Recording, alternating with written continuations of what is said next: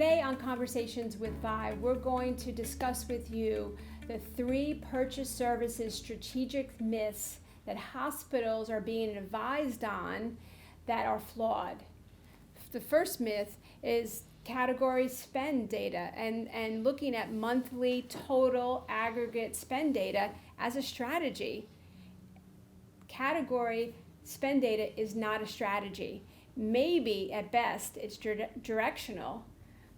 But what do you think, Rich? Right, absolutely. So when you look at category spend, it's, like you said, very directional. Visualizations, very slick, it's great, but it only is a tool. It only is telling you what vendors you have, what the spend is, but it's not telling you, it's not giving you the line item details, it's not telling you what your costs are, it's not telling you what the line item costs are. Yeah, I think it's very misleading because you could be tracking monthly aggregate data and have peaks and valleys, and those peaks and valleys could be because an invoice was paid later and maybe there's a spike. There could be peaks and valleys because there was a capital spend.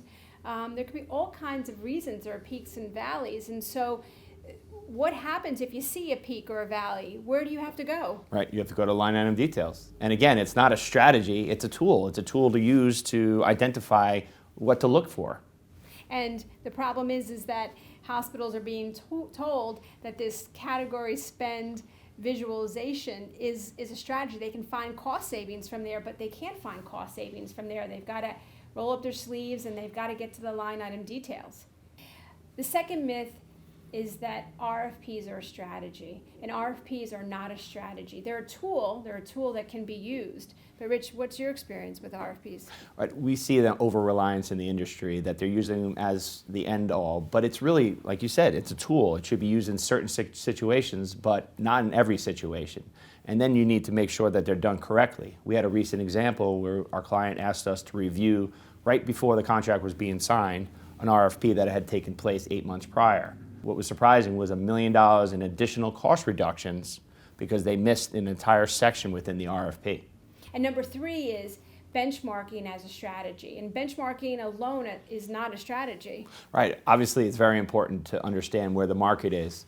But if you don't do a reconciliation, if you don't get 12 to 18 months worth of invoices, if you don't match up the contract and understand where the trends are in the utilization, then the benchmarking, yes, you might do a little bit of cost savings, but you're going to leave money on the table. Absolutely. This whole process that leads up to benchmarking is so critical in achieving all the cost savings that are available. If you would like to eliminate the myths that are preventing your hospital from achieving all the cost savings that are available to your organization, please call Rich and I, and we'd love to have a discussion with you about VIE's proven process.